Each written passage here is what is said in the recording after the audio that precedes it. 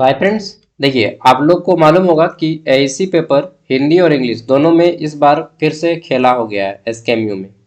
Syllabus out of syllabus question आया। पहली बात कि आप लोग जब 24-28 सेशन सेमेस्टर वन का एग्जाम दिए थे तो सेमेस्टर वन में आपको रांची यूनिवर्सिटी का क्वेश्चन आया था, आपको याद होगा। रांची यूनिवर्सिटी का क्वेश्चन आया था सेमेस्टर वन में, और इस बार फिर से रांची यूनिवर्सिटी का इंस्ट्रक्शन दिया गया कि सेमेस्टर टू में भी रांची यूनिवर्सिटी का आएगा, लेकिन इस बार पूछ दिया एसकेएमयू से। ठीक। उसके बाद पहली घटना तो यह है। दूसरी घटना यह है कि बोला गया था कि एआईसी पेपर हिंदी या इंग्लिश सबका कैसा होगा, ऑब्जेक्टिव होगा। तो एआईसी पेपर हिंदी का किया गया यहाँ पे सब्जेक्टिव एग्जाम, एआईसी हिंदी का लिया गया सब्जेक्टिव एग्जाम, और एआईसी पेपर इंग्लिश का कर दिया है ऑब्जेक्टिव एग्जाम। इंग्लिश का जो है ये ऑब्जेक्टिव कर दिया। तो ये तो गड़बड़ हो गया ना भाई कि ये को ऑब्जेक्टिव पूछ रहे हैं, को सब्जेक्टिव पूछ रहे हैं। ठीक। उसके बाद आउट ऑफ सिलेबस पूछ रहे हैं, सेमेस्टर वन में पूछेगा रांची यूनिवर्सिटी का, सेमेस्टर टू में पूछेगा एसकेएमयू का। ये तो खेला गलत है। तो क्या किया जाए, देखिए इसके खिलाफ पेपर में आवाज उठाइए कि हम लोगों का एग्जाम फिर से लीजिए, ऐसी पेपर हिंदी और इंग्लिश दोनों का एग्जाम फिर से लीजिए, और अच्छा से बताइए कि पहले क्या आएगा, कौन सा सिलेबस से आएगा, सिलेबस को बताइए। और दूसरा चीज, ऑब्जेक्टिव आएगा या सब्जेक्टिव, ये पूछिए। पेपर के जरिए आपको ये आवाज उठाना होगा, सभी कॉलेज वाले मिलके, मतलब आप लोग स्टूडेंट, कॉलेज का जो ग्रुप होगा सब ग्रुप में आप लोग इस बात को रखिए। ठीक है। नहीं तो इसी तरह से आप लोग को यूनिवर्सिटी खेलता रहेगा आप लोगों के साथ, और आप लोग मदारी बन के खेलते रहिएगा, वो मदारी बनेगा और आप लोग बंदर बनिएगा। ठीक है। तो आप लोग को आवाज उठाना पड़ेगा, बिना आवाज के कुछ नहीं होगा। चलिए, फिलहाल जिनका भी एग्जाम है फिलहाल एग्जाम दीजिए, उसके बाद सब आवाज उठाना है। एग्जाम जिनका भी है वो मैं बता देता हूँ। देखिए एआईसी पेपर इंग्लिश में क्या क्या टॉपिक आ रहा है सेमेस्टर टू में। देखिए यहाँ पे 50 मार्क्स का जो एग्जाम हो रहा है, आपको 1.5 घंटा समय दिया जा रहा है इसमें। और एग्जाम में आर्टिकल आ रहा है ए एन और द का उपयोग। मॉडल्स आ रहा है जिसमें आपको कैन, मे, शुड, कुड, यही सब का प्रयोग है, जिसमें 11 से 20 तक। एक्सिलरी वर्ब जिसमें हैव, हैज और डू का प्रयोग है। ठीक है। फिर सेंटेंस को सुधार करने का, यानी कि गलत सेंटेंस देगा उसको सुधार करने बोलेगा, करेक्ट सेंटेंस, फॉर्मेशन, ग्रामर, ये 10 क्वेश्चन रहेंगे। फिर आपको यहाँ पे application, purpose, tone, format, proof reading, इनसे आपके 10 क्वेश्चन है। ठीक है। और अभी नया सिलेबस बना रहा हूँ, सॉरी नया क्वेश्चन मैं दे रहा हूँ, इसका पीडीएफ आपको वीडियो का डिस्क्रिप्शन में मिल जाएगा। ठीक है। और प्रीवियस ईयर का पेपर जो आज एग्जाम हुआ है इसका एंड स्क्रीन में दे दूंगा, बहुत से लोगों ने देख भी लिया होगा। लेटर राइटिंग जिसमें आपका सैल्यूटेशन है, बॉडी क्लॉज है। ठीक है। और लास्ट है आपका क्या, तो नोटिस राइटिंग जिसमें आपको टोन, नोटिस का लेंथ, ऑडियंस, डिस्प्ले और अपडेट, इन सब बातों पे आपको ध्यान देना है। ठीक है। चलिए, जितना भी हो पाएगा मैं कराता हूँ। ठीक है। तो जो मैं बोला वो आवाज उठाइएगा आप लोग, क्योंकि आवाज नहीं उठाएंगे तो फिर क्या ही बोलेंगे। आप लोग उस यूनिवर्सिटी में पढ़े जो अंग्रेजों के लिए आवाज उठाया था, तो आप लोग तो अपने, अन्याय हो रहा है तो आप लोग को आवाज उठाना ही पड़ेगा। ठीक है। She is dash honest girl, तो देखिए ऑनेस्ट जो है ईमानदार है होता है, लेकिन ऑनेस्ट का उच्चारण क्या होता है, ए, ई, आई, ओ, यू, ये 5 वर्ड जहां पे उच्चारण होगा उसके पहले आपको एन का प्रयोग करना होगा। ठीक है। ये वोवेल वर्ड है, और वोवेल वर्ड के पहले उच्चारण जो होता है उसको क्या करते हैं हम लोग, एन का प्रयोग करते हैं। तो एच है ऑनेस्ट, ये ऑनेस्ट पढ़ाता है, ओ आता है, ओ वाले एच लिखा आ रहा है लेकिन ओ स्पेलिंग है, तो ओ आ रहा है यानी कि एन होगा। सी इज एन ऑनेस्ट गर्ल। ठीक है। She is an honest boy. तो ऑनेस्ट का उच्चारण वोवेल साउंड से शुरू होता है, इसलिए एन का प्रयोग लगेगा। ऑनेस्ट मतलब ईमानदार होता है। You dash finish your homework before going out. ठीक है। तो आपको अपना होमवर्क पूरा करना है बाहर जाने से पहले। तो क्या आएगा यहाँ पे, शुड। शुड मतलब होना है, हिंदी होता है चाहिए। ठीक है। शुड का हिंदी क्या होता है, चाहिए। तो यहाँ पे हो जाएगा कि तुम्हें अपना काम कंप्लीट करना चाहिए बाहर जाने से पहले। ठीक है। You should, should. चलिए, सॉरी, देखिए मैं बहुत ज़्यादा थक गया हूँ। अभी हम लोग का असाइनमेंट चल रहा है ना, तो काफ़ी ज़्यादा मेहनत करना पड़ रहा है, डेली लिखना पड़ रहा है, इतना ज़्यादा कि हालत ख़राब हो जा रहा है। ठीक है। थक जा रहा हूँ। नेक्स्ट। नेक्स्ट है आपका यहाँ पे चूज द करेक्ट सेंटेंस। तो सेंटेंस यहाँ पे चुनना है सही। देखिए, ही do not like T, he do not like T पहला है। तो ही और ही सी के बाद क्या लगता है, डज लगता है। तो डज इसमें है, he does not like T. बोलिएगा इसमें भी तो डज है, तो इसमें क्या है नहीं। तो देखिए यहाँ पे लाइक है, लेकिन यहाँ पे लाइक्स कर दिया है, ठीक है, तो लाइक्स नहीं होगा, he does not like tea हो जाएगा, ठीक है, he does not like tea, option B. क्योंकि लाइक में लाइक्स यहाँ पे कर दिया, यही गलती किया, नहीं तो ऑप्शन सी भी सही हो जाता। थोड़ा सा डिफरेंट है, ध्यान देने वाली बात है। He does not like T. Explanation, third person singular के साथ डज का प्रयोग होता है और वर्ब की फर्स्ट फॉर्म आती है, यानी कि लाइक होगा, लाइक नहीं होगा, ठीक है। ये वर्ब की पांचवी फॉर्म है। आपको मालूम है 5 गो वर्ब होता है, V1 V2 V3 V4 V5। V1 simple होता है, ठीक, जैसे कि लाइक हो गया। V2 V3 जो है पास्ट टेंस में होते हैं, और V4 जो होता है कंटिन्यूअस होता है, जिसमें ING का प्रयोग करते हैं, जैसे ठीक है, गो का गोइंग हो जाएगा। और V5 में S का प्रयोग करते हैं या ES का प्रयोग करते हैं, ठीक है। आगे देख लेते हैं, फिल इन द ब्लैंक। तो खाली स्थान भरना है। Dash, Ganga is a Holi river. Holi मतलब होता है पवित्र, गंगा एक पवित्र नदी है। तो क्या हो जाएगा, गंगा द। देखिए किसी भी बड़ा, जैसे द हिमालय, हिमालय के पहले द आएगा, गंगा के पहले द आएगा, पृथ्वी के पहले द आएगा, ठीक है।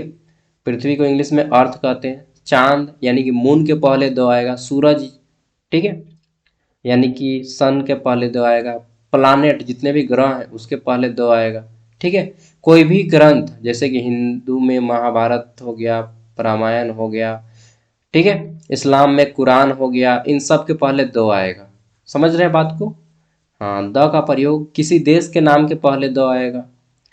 नदियों के नाम से पहले द का लगता है, ठीक है, मैंने बता दिया द कहाँ कहाँ पे लगता है।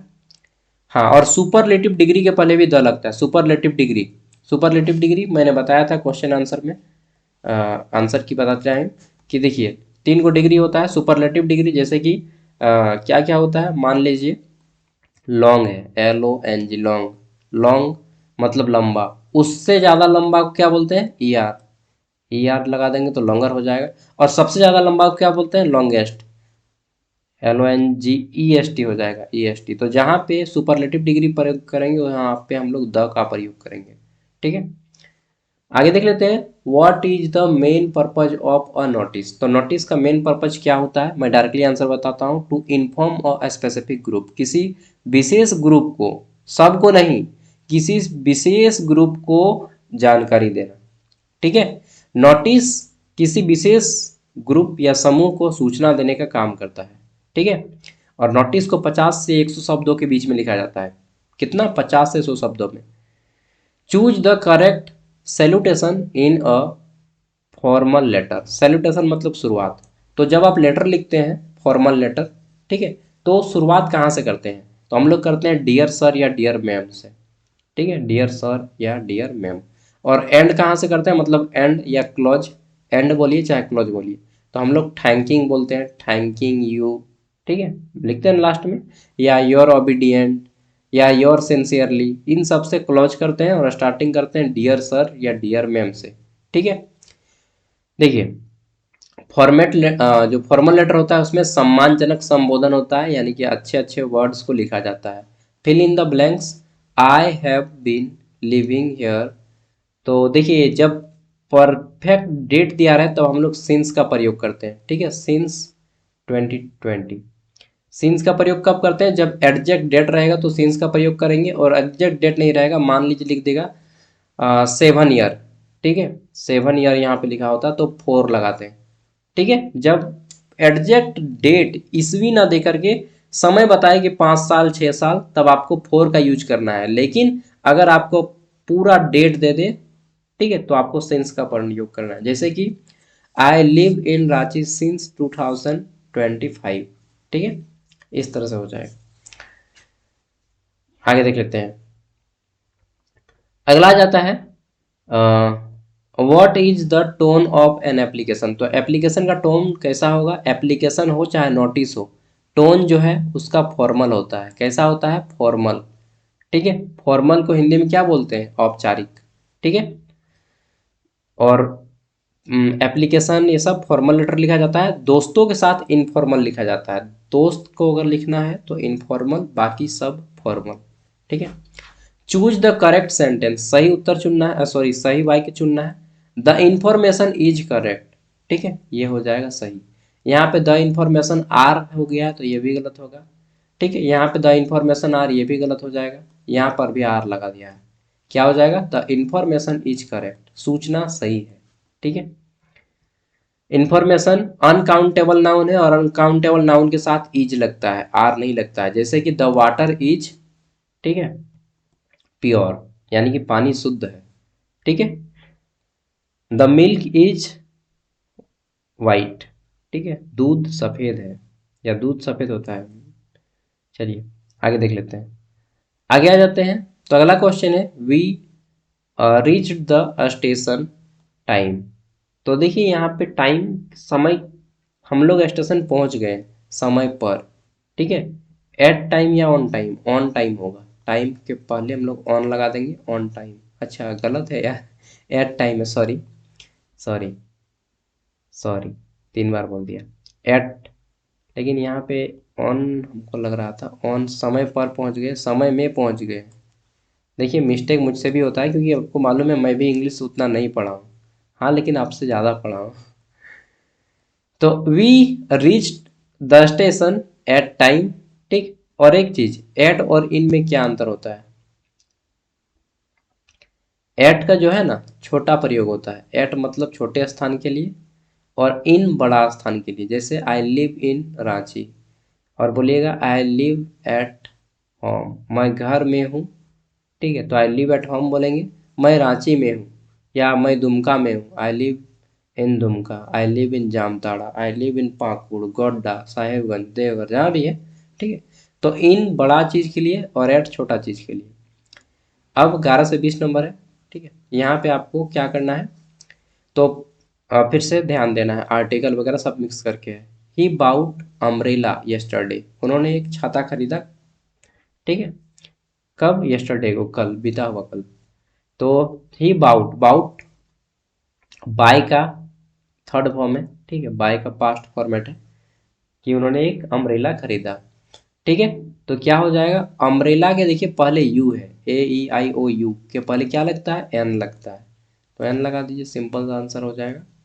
Next, choose the correct model. Model, ठीक है, आई कम इन सर, हम लोग बोलते हैं ना, तो क्या बोलते हैं? मे आई कम इन सर, तो हो जाएगा, सिंपल है, मे आई कम इन सर, क्या मैं अंदर आ सकता हूँ? ठीक है, परमिशन मांगने से पहले हम लोग मे का प्रयोग करते हैं। चूज द करेक्ट सेंटेंस, सही वाक्य का चयन करना है। ठीक है, she has completed her work, वह अपना काम पूरा कर चुकी है। सी हैव, तो सी के साथ क्या लगेगा? हैस लगेगा, सिंपल सा बात है, तो हैव तो होगा नहीं। अच्छा यहाँ पर भी हैस है, तो इसको भी काट दीजिए। अब completed her work, she has completed her work, अंतर क्या है भाई? यहाँ पे कंप्लीट है और यहाँ पे कंप्लीटेड है। ठीक है, उसने उसका काम पूरा कर दिया, तो अंतर क्या हो जाएगा? सी हैज़ कंप्लीटेड हर वर्क। देखिए हैज़ का प्रयोग कहाँ होता है? जहाँ पे पास्ट फॉर्मेट होता है, तो ऑप्शन ए हमारा सही हो जाएगा। ठीक है, क्योंकि ये जो है ना पास्ट फॉर्म नहीं है। देखिए आपको मालूम है कि पास्ट टेंस में हम लोग ईडी लगा के पास्ट टेंस बनाते हैं थर्ड क्षमा फॉर्म में। करें, लेकिन व्याकरण के अनुसार अरे भाई मेरे,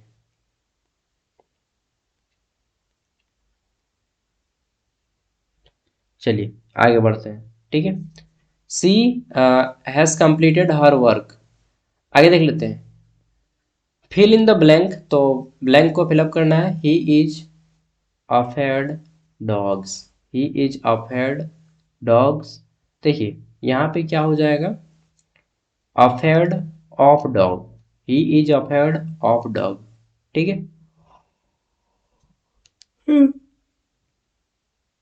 दोस्तों मुझे ना बहुत ज़्यादा नींद आ रहा है, क्या बताऊँ, मैं ना काफ़ी ज़्यादा आज थक गया हूँ। ठीक है, तो आप लोग का मैं 25 तक क्वेश्चन कराता हूँ, उसके बाद सो जाऊँगा खाना वाना खा के। और बाहर में रहने से ना बहुत दिक्कत है, खाना भी बनाना खुद पड़ता है। ठीक, तो अफेर्ड मतलब होता है डरना, ठीक है। ही इज अफेर्ड ऑफ डॉग, वह कुत्तों से डरता है। क्या बोलेंगे यार, वह कुत्तों से डरता ही होगा, ठीक है। अफेर्ड मतलब डर होता है, ठीक है। तो कुत्तों से हर कोई डरता है, जब कुत्ता खास करके भौंकने लगे वो ही इज अफेर्ड ऑफ डॉग्स। चलिए आगे देख लेते हैं। नेक्स्ट अगला जाता है, what should be included in the body of N application. तो एप्लीकेशन के मेन बॉडी में हम लोग मेन मैसेज देते हैं, क्या देते हैं, मेन मैसेज। शुरुआत में रिस्पेक्टेड सर या डियर सर या डियर मैम, और मेन टॉपिक में क्या रहता है, मेन मैसेज रहता है, और लास्ट में हम लोग क्या बोलते हैं, थैंक यू बोलते हैं या प्लीज़ बोलते हैं, ठीक है। तो मेन मैसेज रहता है मेन पार्ट में, बॉडी पार्ट में मेन मैसेज रहता है कि हम लोग क्या बोलना चाह रहे हैं। चूज द करेक्ट सेंटेंस, यहाँ पे करेक्ट सेंटेंस चुनना है, ठीक है। द चिल्ड्रेन इज प्लेइंग, बच्चे खेल रहे हैं। तो देखिए, प्लेइंग चिल्ड्रेन के साथ चिल्ड्रेन बहुत सारा बच्चा है, तो इज तो होगा नहीं, आर लगेगा। The children are playing, the children plays, नहीं प्लेस नहीं होगा, आर प्लेइंग होगा, बच्चे खेल रहे हैं। The children are playing, the children was playing, नहीं वाज के साथ नहीं देंगे, बी नंबर हो जाएगा, ठीक है। द चिल्ड्रेन आर प्लेइंग, बच्चे खेल रहे हैं। Fill in the blank, this is dash best movie I have ever seen, अभी तक मैंने जितने भी फिल्में देखी ये सबसे अच्छी मूवी है, ठीक है। तो दिस इज बेस्ट जब भी यूज होगा, बेस्ट मतलब मैंने क्या बोला, सबसे अच्छा। ये सुपरलेटिव डिग्री है, और सुपरलेटिव डिग्री के पहले द का प्रयोग होता है, ठीक है। सुपरलेटिव डिग्री किसको बोलते हैं, सुपरलेटिव डिग्री मतलब जो सबसे अच्छा हो, सबसे लंबा हो, सबसे मतलब जो आगे रहेगा उसी को सुपरलेटिव। जैसे कि सबसे अच्छा, सबसे लंबा, सबसे छोटा, सबसे मोटा, सबसे बड़ा, ठीक है, समझ रहे हैं ना। हाँ, तो उसी को सुपरलेटिव डिग्री बोलते हैं, ठीक है। तो सुपरलेटिव डिग्री जैसे कि बेस्ट हो गया, ठीक, ये इसके पहले हम लोग द लगाएंगे। तो सुपरलेटिव डिग्री बेस्ट के साथ द का लगता है। Next, what is the correct closing of a formal letter. तो फॉर्मल लेटर को क्लोज करते टाइम यानी कि अंत में क्या देते हैं, तो योर सिंसियरली भी दे सकते हैं, ठीक है। बाय नहीं देंगे, सी यू नहीं देंगे, थैंक बर्थडे भी नहीं देंगे, योर सिंसियरली देंगे, या फिर लास्ट में क्या देते हैं, योर ओबीडियंट, ठीक है, थैंकिंग यू, यही सब देते हैं, तो योर सिंसियरली हो जाएगा। आगे देख लेते हैं। अगला जाता है, चूज द करेक्ट सेंटेंस। तो सही सेंटेंस चुनना है। She can singing well, she can, can मतलब सकती है, सी कैन सिंगिंग वेल, अच्छा सॉरी सिंग्स से यहाँ पे लिखा है ना, सिंग्स, और देखिए सिंग्स नहीं होगा, she can singing well, she can sings well, क्या आ जाएगा यार, सी कैन सिंगिंग वेल होना चाहिए, ठीक है। अच्छा, सी कैन सिंग्स वेल ना, ये क्वेश्चन मैं भी कंफ्यूज हो गया, कुछ कुछ क्वेश्चन मैं भी कंफ्यूज हो गया हूँ, मतलब मैं ही रेडी किया हूँ बट मैंने आंसर को अच्छे से चेक नहीं किया है, ठीक है। मैं डायरेक्टली अपने, हमको जितना आता है उसके बेसिस पे करा रहा हूँ।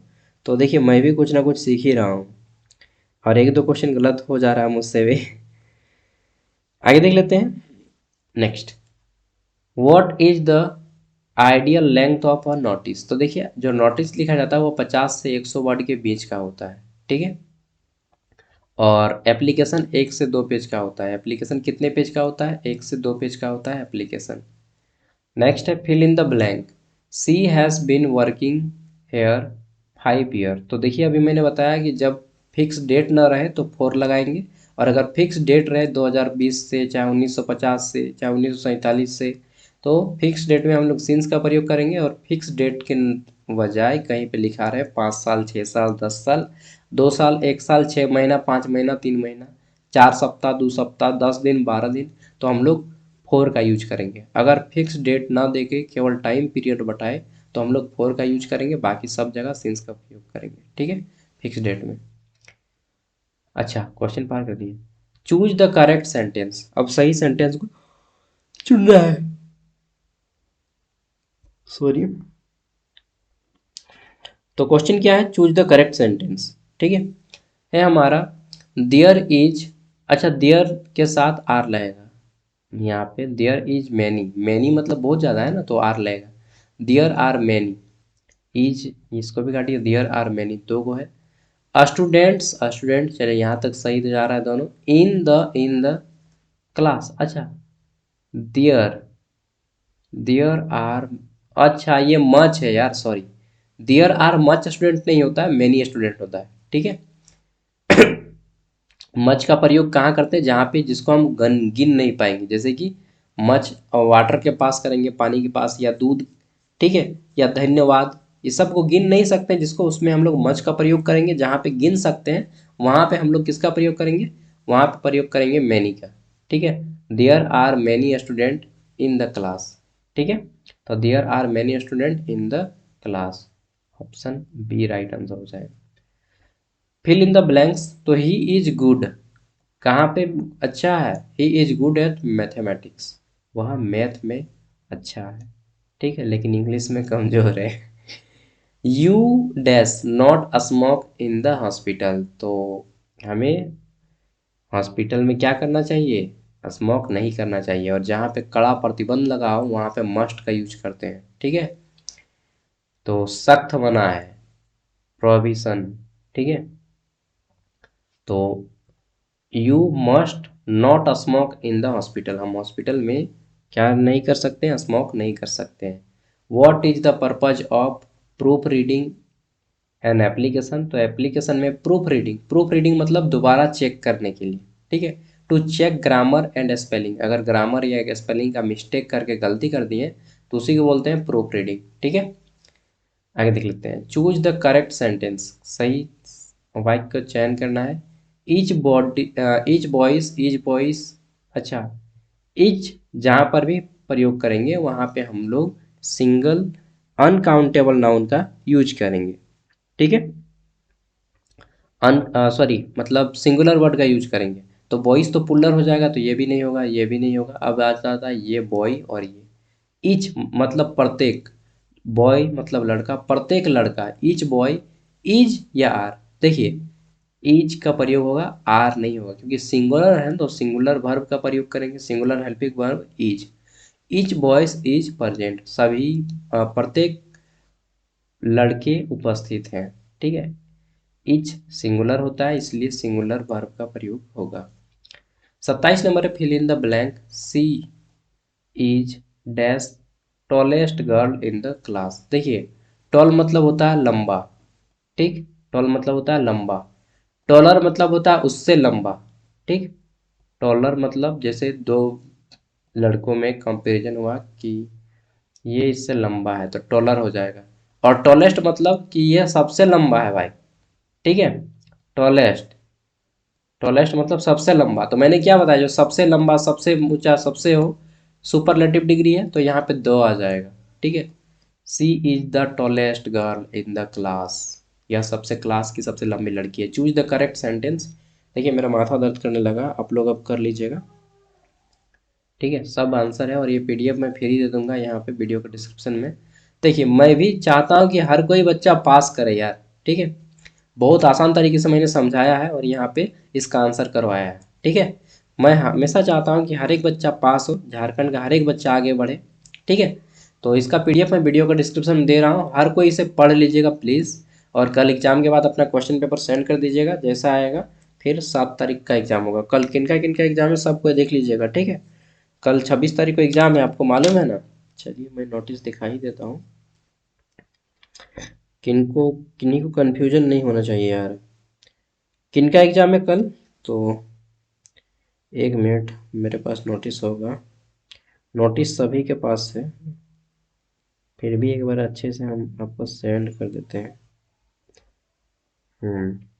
तो कल जो है एग्जाम किनका है, जिनका 23 तारीख के फर्स्ट सिटिंग में था, यानी कि ग्रुप ए वाले सब्जेक्ट, जितने भी ग्रुप ए वाले सब्जेक्ट हैं, ठीक है। अब आपको याद होना चाहिए ग्रुप ए का सब्जेक्ट कौन कौन सा है, उन सभी का एग्जाम कल है सेकेंड सिटिंग में। सेकेंड सिटिंग कितना बजे से, 2 बजे से परीक्षा शुरू होगा और कंप्लीट होगा 3:30 बजे, ठीक है।